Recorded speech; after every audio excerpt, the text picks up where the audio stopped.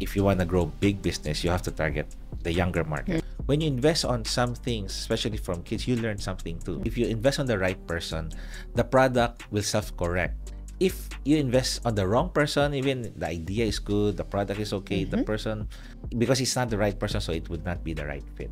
And you walked me through the moment you knew you needed to shift and change the way that you provided for your family and the unique ventures that you just had to go into.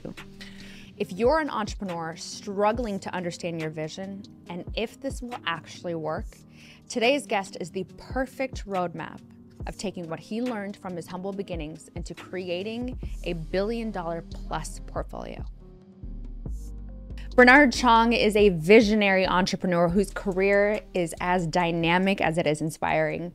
With a $1 billion portfolio spanning retail, fashion, food and beverage, gaming, entertainment, technology, and real estate, Chong's leadership shines through in every single venture.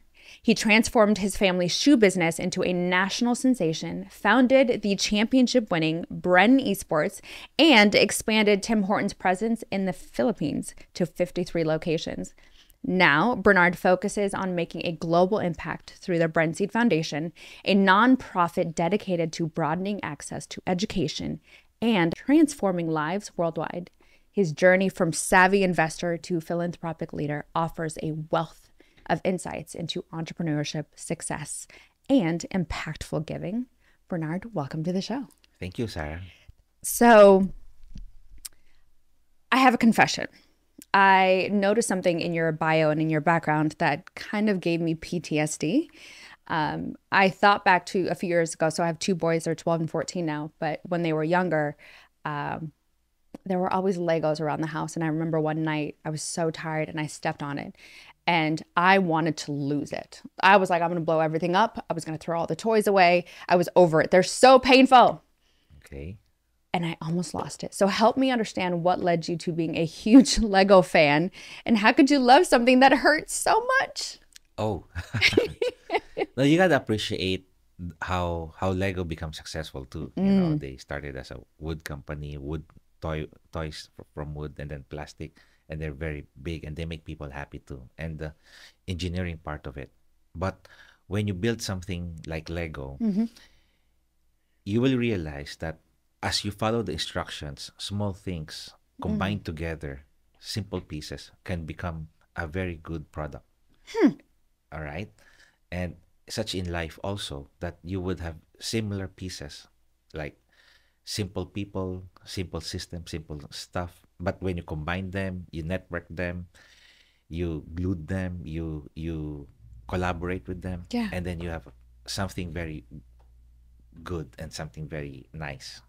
I never thought about the transferable skills from a Lego to how it can be. Yeah. And the thing is, you have to believe that the manual is correct. That's the hardest part for me. Yeah. But I mean, for Lego, of course, they have quality assurance that it was tested. But in life also, there's some manual that you have to just follow the system, and then you'll grow. You'll do as the system will bring you. Speaking of systems and where they will bring you, you and I spoke before we started filming. Most people have a life-altering moment or there is something that makes them shift the way that they view life. For me, I was 23, I had a heart attack, and it forever changed how I look at life and how I live my life. And often people will ask me, why are you not afraid of failure? And how come you keep trying stuff? And how are you consistent? I'm not afraid of failure because I know what it's like to almost die. Yeah. And for you, you had a transformative moment. Can you walk me through the moment you knew you needed to shift and change the way that you provided for your family and the unique ventures that you just had to go into? I was young and I was driving a sports car, and I like to reach the maximum limit of the speed. You know, boys, you want a fast machine. Yeah. And then when I'm trying to do it, I think I did it wrong by putting it on automatic instead of manual shift, because at high speed you should have engine brakes. Like when you high the gear and lower the gear manually, you can engine brake. But if you just put automatic, because I should have known better, and I just step on the gas, so upon decelerating fast, there was no engine brake. So the the wheel just stopped, and then it skid, right? I remember it was two bus, and I was behind the first bus. Oof. And after just 1 to 2 seconds, I was in front of the second bus on on both side of the road. Okay, and the both bus stopped. And I recall that I said to myself that I should be dead. Like, I'm very lucky. Yeah. And from there, I drove very slow now, carefully towards home. And then I puke after. I puke. I said, I'm like, it kind of hit you, Yeah. right? You're blessed. It wasn't. You have to make most of life. Easily, you're gone, and all the things that you appreciate are blessings. Are not so. It could have been taken away from you. Right.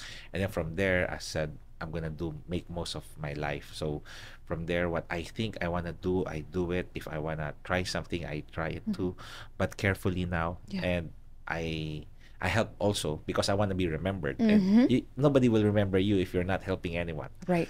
So that was one of my life altering experience when I was young. But now I'm 43. There's so much more. Every now and then you get tested. You get some experience that uh, that defines you. But that was very life changing because I almost died there. What did your family think at the time?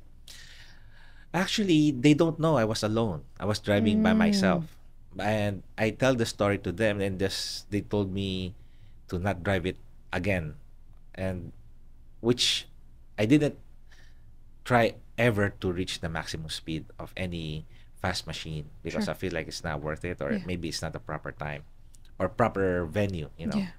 So they just told me to be careful, but they didn't know. Normally, when you have near life experience, but the other people who didn't have that experience, they don't know. They said, it's nothing and everything. Right.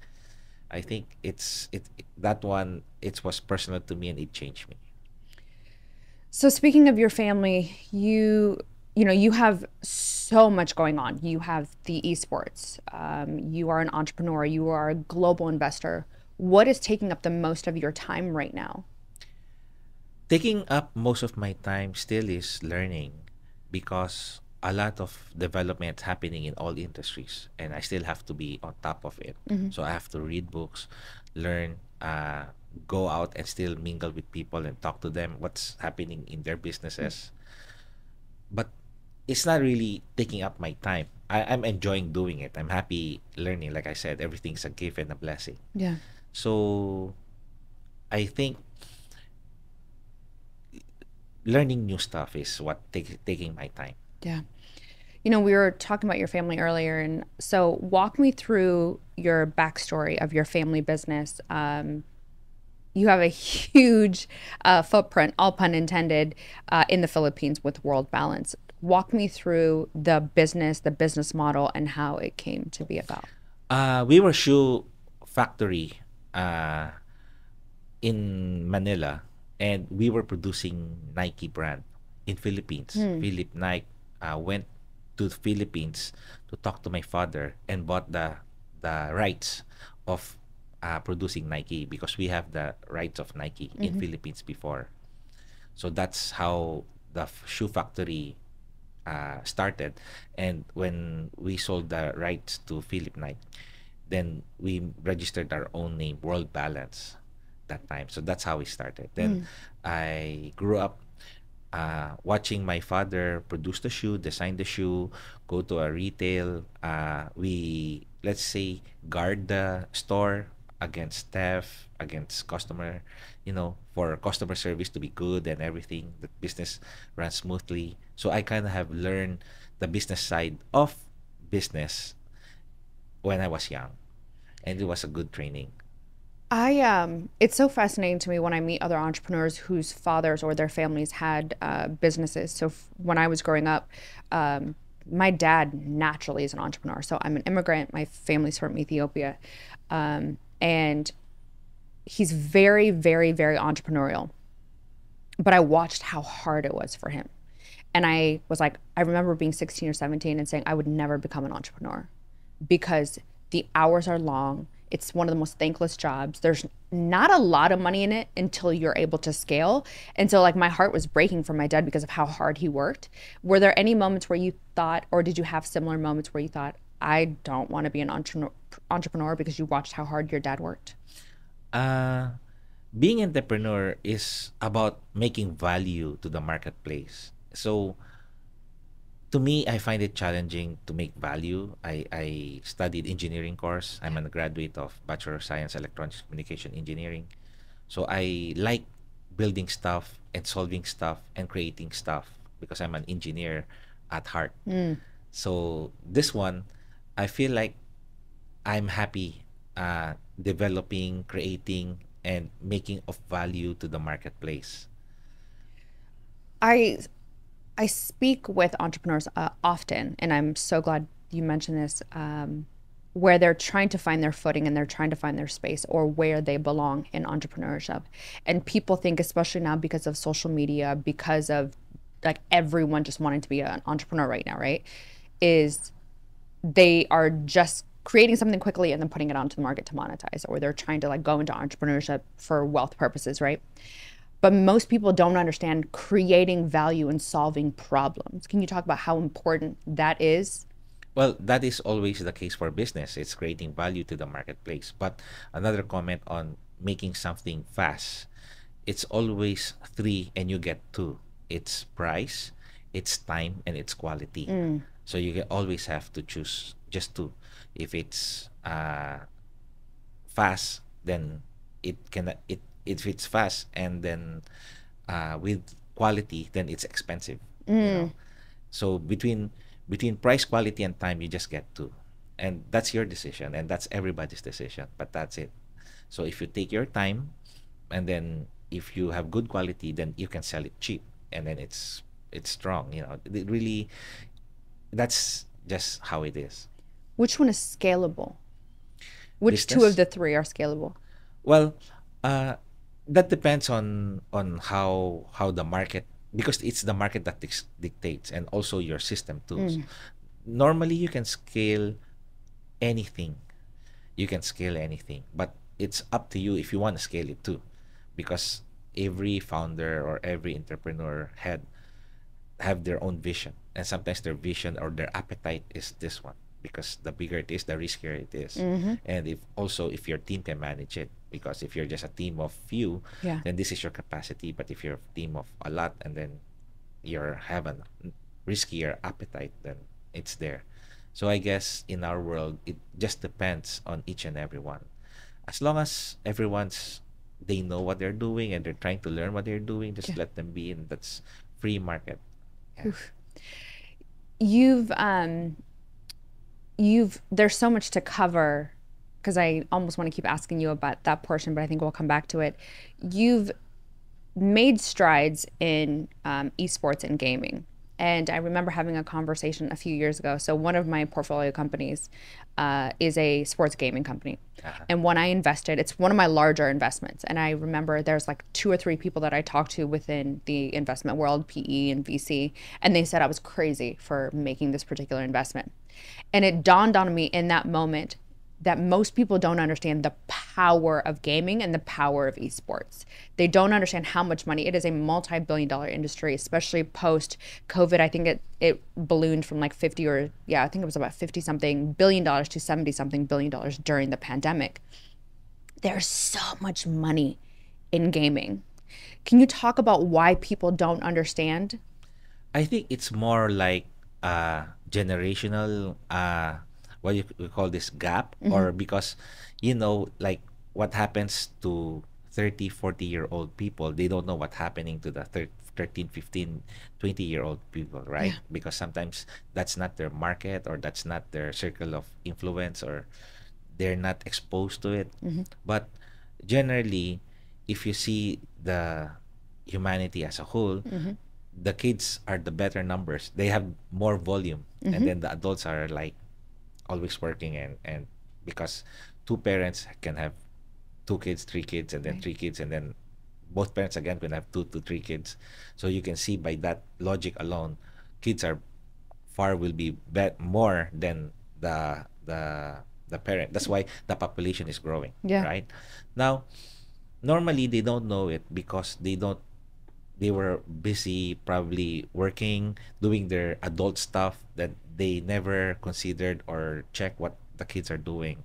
But obviously the market, if you want to grow big business, you have to target the younger market. It's the younger market where they're gonna be the next in line in the purchasing power, or in your customer. If I'm 37, let's say, so for me, because I have a 12 and a 14-year-old, Yeah. and full confession, I knew somebody who was very close to me who was a gamer, and so that gave me insight into what was happening. So between my boys and then watching the men around me and how they played is why I decided to go into that space. Can you tell me what inspired you to invest in esports, and how have you managed to build a successful empire in the field? This one, because like I told you that the younger market are the upcoming customer, right? And of course, for the adult, there's ESPN, there's the sports and everything. They got that covered. It's like their moat for that business is already there. They put a lot of money, invested a lot of money there already. So we're going to the younger market, and that's esports, where you can be a esports celebrity too. You can be like LeBron James, like, but you're a kid. So in a way, that's something.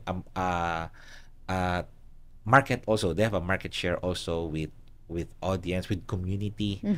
So I saw myself as an opportunity that the big players are not there. I mean, the big businesses are haven't spending there because probably it's an emerging market, it's a Right. development, it's not yet there. So I found myself supporting it. And also we love esports, we love competition. Yeah. I did that when I was younger, and I was also a player. So I was a celebrity player also, because I was playing Clash Royale game, and I was on a top ranking globally for like 2 years, our clan. So I invested on them for the competition, and also for teaching them how to win in a competition, to be a team. So I kind of, what I learned, I also teach to them.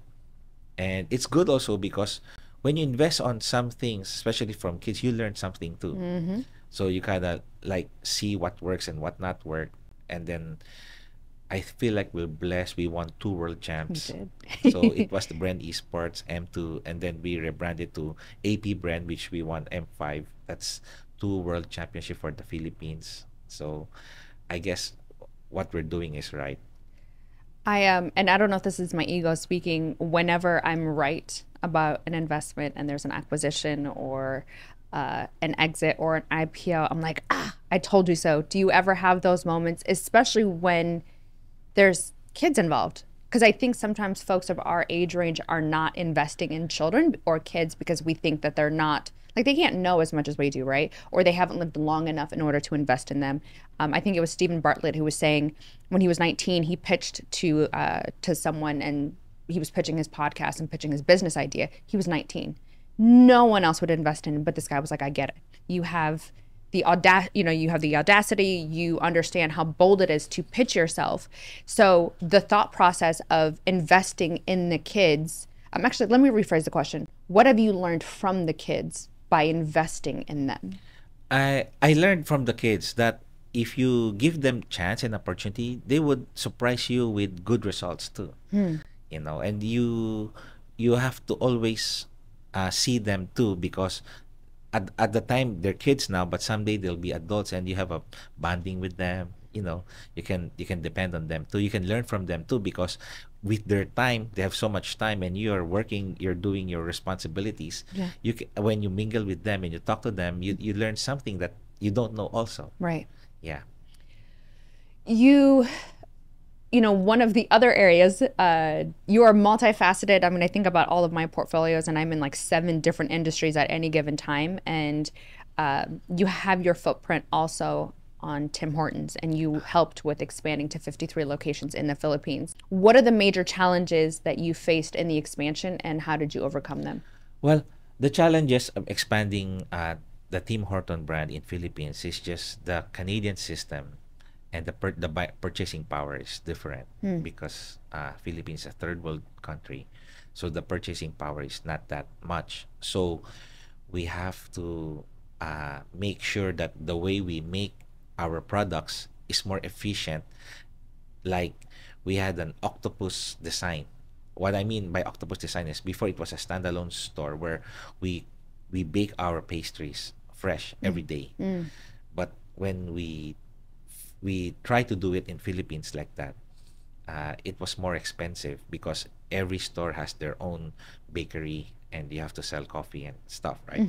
So what we did, what we planned, the management, Philippine management, we planned that we have an octopus where there's a main baker and a big, and we have a smaller locations at the surrounding. So you just delivered the freshly baked and only one unit is baking the fresh food. They still get the freshly baked food, but it's a different system. From That's an example of a different system from Canada to Philippines. It takes time to learn that too, because That was gonna be like, how long did it take to learn? well, you don't know it, you will encounter it, and you will burn money, and you will figure out the way to still survive and figure out a way to adapt and change what works. And I think most things in life, you have to be adaptive. Yeah, you have to be adaptive and willing to try with logic also if it's gonna work or not. I talk to entrepreneurs often and founders that struggle with being very stubborn with their initial ideas and not wanting to pivot or not understanding the power of continually finding new systems, continually strategizing to find what works for you and for your company, or their company will die. What is a piece of advice that you would give to a founder who's not willing to shift or move the way that they think or how they operate in their business? Because sometimes what you think your company will be at the beginning is not where you end up 6 months or a year or even 5 years from now. My answer to that is there's a proper time for everyone. And I think it's like their vision also. My vision for your company might not be the same vision as your company. I want, for example, your company to grow, but you're not ready yet. And for your vision is you want it to be not as big as the other person who's suggesting you, for example. But I guess in our lifetime, if it's in your plate and you're the boss, you decide what to do. You know what's everything, and it's your business. You should know it. Unless you're asking for help, and unless you're saying, hey, help me how to expand this, I want to do this, then you can say that you're not seeing it this way. This is how you do it. But often at times, I think entrepreneurs have their own security also, that's saying this is enough, I don't want more problem, or I'm happy with this direction, this vision. So unless they ask, then you can tell them that do this and do that. If not, just let them be, because everyone has their own proper time. That's true. I have brothers, I have cousins, they have the businesses. In my outlook, I'm a more expansive type and riskier type. It's like expand this because to me what you grow and everything, but that's me, that's not them. And their appetite is like, no, we do it step by step, slowly, and after 15-20 years they're also big. They do it slowly. And I guess you just have to appreciate that everybody will blossom in their own time, as long as they're not stagnant, as long as they're learning, as long as they're growing. That's all right. I would say that's one of the hardest lessons I've learned, especially within my own internal team, especially early on in my business, and then friends who wanted to go into entrepreneurship and like trying to push them and shove them, like push them over the edge, like, come on, let's go, and it doesn't work. And it can be a very difficult thing for me to watch. So I guess that's a lesson that even I can learn, is to not push or not try to, even when they ask for help, being aware of what their capacity is for their company and for their business. That's with everything. That's just business, relationship, friends, even with opposite gender. I mean, that's everything has their own proper time. Ooh, that's a hard one. So a lot of people, Bernard, want to build $1 billion portfolio. And they want to span into retail, and they want to span into food and beverage and gaming and real estate and entertainment and technology. How do you evaluate and decide what industries you're going to invest in next? That's probably one of the top questions I get is how do you know what to invest in? Actually, with my resource, because I have a recurring resource, I invest with people. It just so happened that I'm doing this for 23 years, more than 20 years already. Yeah.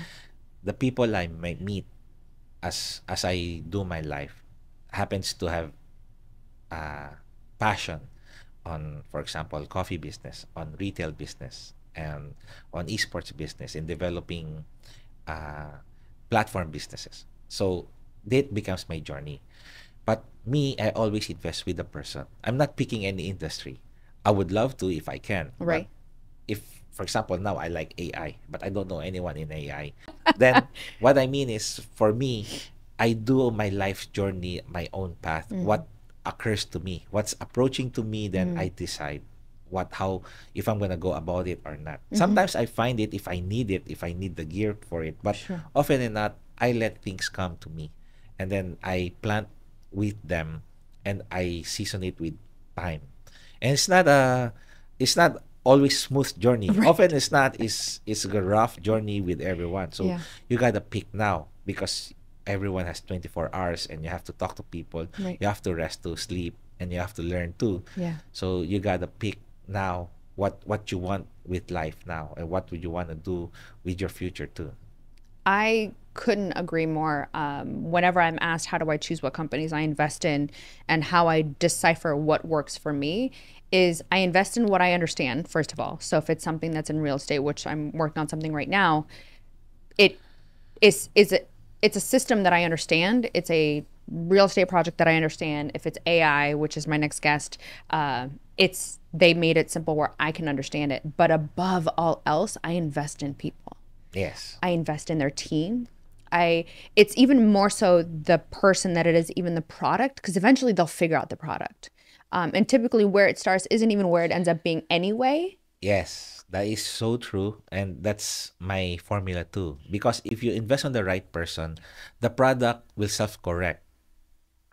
If you invest on the wrong person, even the idea is good, the product is okay, the person, he, because it's not the right person, so it would not be the right fit.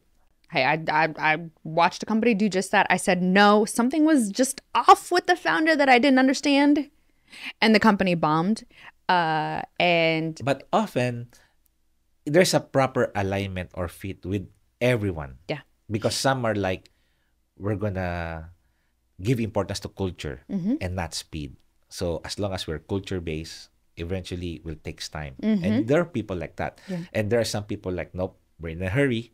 Forget the culture first. Let's get things done, whatever it takes. yes. And then it's just being aligned. If they're aligned about speed, and then it's okay. Yeah. But culture and speed, they normally you have to find the balance. But extreme culture, extreme speed, they won't align. Then that's your problem. That's exactly what happened with this company. I was like, that's why my instincts told me.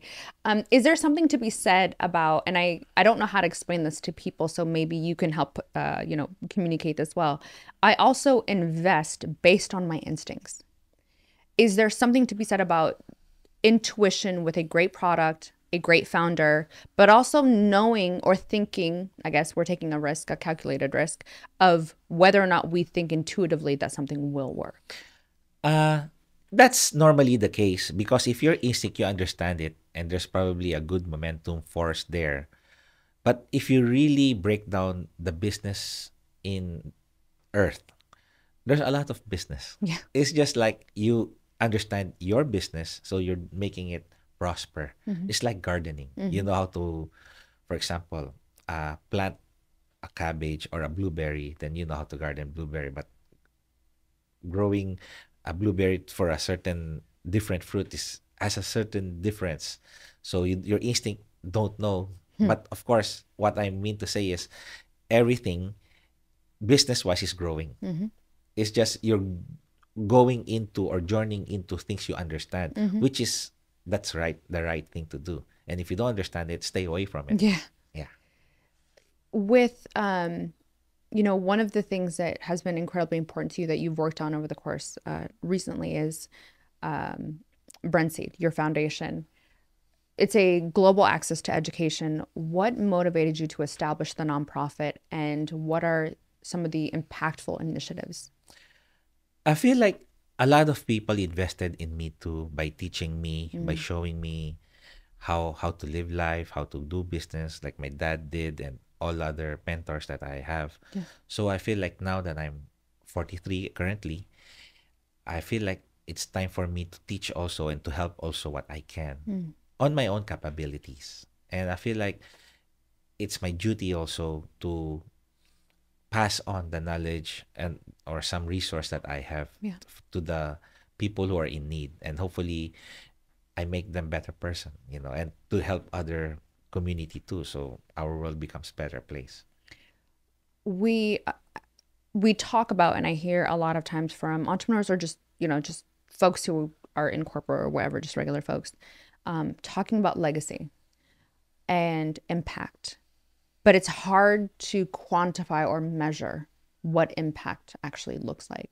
What does impact in global advocacy and education look like to you?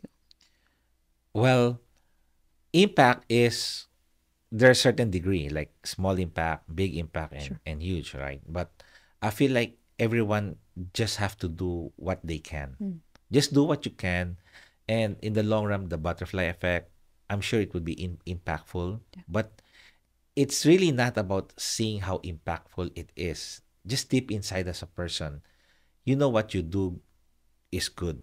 Doing good is right anytime. Yeah. So just let, and if it's a bad thing, it's bad anytime. So you refrain from doing the wrong things and the bad things, and you do good. And then when you do it every day, you do it every week, every month, you do it consistently, then that would be impactful too. Yeah. You mentioned earlier, I want to go back to something you said earlier, and you said, what's the one thing you're working on right now or taking the most of your time? And you said it was learning. And what I find incredibly fascinating about that statement is people think that once you become good at something or successful at something, which is subjective, or folks think that you've made it, you're at the pinnacle of your career, and you're still choosing to learn. How do we challenge people, or what advice would you give someone so that they understand how important it is to continually learn? You have to understand first that our civilization was always adapting from Stone Age to Iron Age to steel and to now different sophisticated materials, right? And you have to also see that when you learn something discovered new, and then there's a new business for it. I think recently I just by reading I found out that there's like a dark oxygen from underwater, that there's no sunlight and there's oxygen that comes out from the rocks, right? And it's something new. Yeah. So what I mean is we won't learn this if we won't know this if we're not discovering or reading or learning. Yeah. But once it learned, then you kind of know like, hey, that's something new. The material is new. Maybe there's a business out of it, or maybe it can save power, energy. We don't know yet because Yeah. it's new. But the thing is, you really have to learn because everybody is exploring stuff, and you don't want to be behind because you want to be relevant. Yeah. And to be relevant, you have to be on top of the change. So you have to be learned. And actually, we're always behind. Yeah. Because the one who's in the forefront of developing it is they're ahead, way ahead. So when you want to learn, you're just catching up. Yep. That's how I feel about crypto and Bitcoin, and even with AI. I felt like I was behind before I invested in the AI company. And one of the founders that I was talking to, he's been working on AI for almost 10 years. Like they've kind of had that notion of what was coming. And so they've been in conversations trying to figure this out. So even though AI is still early, I still feel like I'm behind. If I'm someone who's like, should I give up and quit because it's too late for me? What advice would you give them? I don't think like that because, for example, like electricity, if I'm not mistaken, 1800s it was discovered, and now it's year 2000. There's still business in electricity. So being behind and not behind, that's not the thing because it's always evolving. So the question is if you want or don't want. If you want, you'll do it. Yeah. And if you don't want, whatever good reasons I throw at you, you're just interested in it. It was just, you will not just pick it up because you're not interested. Yeah. And one of the questions that I wanted to ask you is, I think it's Cody Sanchez that talks a lot about boring businesses. And so your father in shoes, there's Tim Hortons, which is coffee, and then there's Esports, there's all of these businesses, right? And so people think that whenever you become an entrepreneur, you need to have this like outstanding idea, you need to discover something new, or it needs to be so outlandish. But the reality is everything is kind of an inspiration of something. It's not really, it's very rare that there's an original idea. I think it was Krista that was saying something to that effect. I think he stole that from a quote from someone else, but he said there's not really an original idea. And so can you walk me through or tell me how someone can build a business that can be very successful, but it's considered a boring business? It could be a laundromat. It could be there's a guy who started with one truck cleaning up, like picking up the trash cans for his neighborhood. And now he's doing like $40,000 or $50,000 a month, working once a week for 6 hours picking up trash. And it sounds like a boring business, and it sounds like it's not profitable. It sounds like maybe that's not something that people want to do, but there are so many opportunities for businesses that already exist, but we think is oversaturated. Can you walk me through what you would tell that person? Well, like I said, the very basic is like the population is growing and kids are emerging and there's younger generation. So for there's a void that you can fill because these young people, they're gonna go out in this world and they don't know, and they have a little spending power, but still spending power. So what I mean is you have to just open your eyes what you think would give value to them, or we call marketplace, but normally give value to the community. And then from there, there's always a never-ending opportunity of chance of whatever you want to do, because anyone can think of value and make it happen. And some can say that, oh, it's just gardening, but it's still of value. I mean, it's still, they don't want that time to do it, and so you do it for them. And then also there's some inventions that really will make things easier, faster, and more efficient. That's also different. Bottom line, there would be someone who's just going to be graduating from now, does not have started anything yet, but will see in a community or in a group that it has value, or want to try this for experiment or stuff, and will do business in good. That's just it, no matter what it is. Even if it's shoe. I mean, because we're a family of shoe, right? And I remember my grandpa told me, somebody will be born on this year. For example, right now, if I'm my grandfather and I'm alive, I would say to you, somebody would be born 2024, and then will graduate on 2000, let's say 20 years, 44, and will start a shoe business and will still be successful. Yeah. So Bernard, I told you I have a 12 and a 14-year-old. What advice would you give to my boys and to the youth that are listening? Normally, especially to young kids, I really urge them to open their senses, because it's very important to them to mingle with the right people. And sometimes they don't know, and mingling with the wrong people will just waste time and wrong crowd, right? So to everyone, to kids, I hope you observe everyone, how they talk, what they do, and how they act, and if it's all aligned. And from there, you kind of see where they're going, where they're heading. Your uncles, your friends, your aunties, everyone, they're going in their own path, but you have to observe them, you have to hear them, you have to hear them talk, you have to watch them. And then from there, you will know if you want to hang out with them, mingle with them. I'm not saying it's a good person or a bad person. Even though there are 5 good people, they're on 5 different journeys. And for observing each of them will make you kind of know where you want to go, and you can spend time more with them because it's more aligned. So again, my advice or my suggest to the young kids that's listening here is to always observe people and kind of know where they're going by how they move and act and the people they surround with, and then go with them if you want to.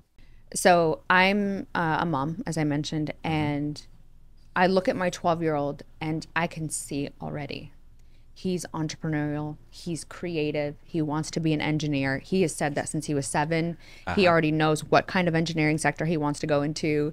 He knows what area of expertise he wants to have. How do I, as a parent that is listening, and you know, or you can see that your child has so much potential, or they know already what they want to do, how do we instill in them to continue on that? But also, how do we help them hone in on those skills? Well, your question said how you help them hone, right? You hone them by exposing them to the surrounding of their curious topic. So if they're on a topic of engineering, for example, then make sure that he's surrounded with engineers. So the topic there, you make sure that he watch building stuff, material stuff, chemist stuff, like that. But as a parent, normally we can only guide our children, Right. and then tell them that this is the right and this is the wrong. But you still have to watch them grow, because being controlling to kids sometimes is harmful to them. I know stories where a parent was controlling the kid, but after the parent passed on, then the kid was out of way and suddenly lose everything because he didn't or she didn't have explored or learned the lessons, because the parent was hindering them from the growth or wisdom that they should have known at that time. So to me, as a parent, you let kids be. You let kids be, but you tell them what you can and you guide them. If they ask help, then you help them. If not, you let them be. That's a hard one for me. Yeah. How do you envision the future of your business ventures and Brentseed expounding in the next decade? I feel everything will grow in their own time. Next decade, that's 10 years. A lot can happen in 10 years. I feel like most of my business will still grow, and I would have more industries also, and I'm excited actually for it. But right now, I'm doing it one day at a time, what I can do today, and I'm very patient. Looking into the future, patient is really a big role in how you have to decide on stuff, because with patient you learn to accept that everything takes time, and you really have to understand them also, that they are in their own journey too, and you really have to wait, in some sense, wait for the proper bloom or proper harvest time. That's a hard one though, because we want to keep speeding up the process. How did you learn that patience? You can't force it. You'll just destroy it. Yeah. Yeah, in relationship with kids, in relationship with friends, or like I said, even in relationship with anyone, business also, they have their own growth, they have their own path. You're championing a company also, your staff have to grow, the management have to grow, so everything takes time. So you really have to be patient, otherwise you'll just destroy it, and it's the person who was impatient, that's their fault. Is there such a thing as scaling too fast? These are relative terms, scaling too fast is of course there is such, but it's not the end of it, because you can say we scale too fast now, but now that we scale too fast, then we can slow out and put people. What I mean is, you can do right now, and then tomorrow you can explode it, or you can be an explosion now, and then we're fixing it, and then after tomorrow we fix it. Because time goes, day goes, everything is moving. So you can always fix what needs to be fixed, and you can always blow up if you do anything wrong. If something's good now and you do something wrong tomorrow, it can also blow up. Oh, that was a good one. Bernard, thank you so much for being here. How can people find you? I have a Facebook and Instagram, so I am Bernard Chong, and also Breede Foundation, so they can just connect there. Thank you, Bernard. Okay, thank you. You.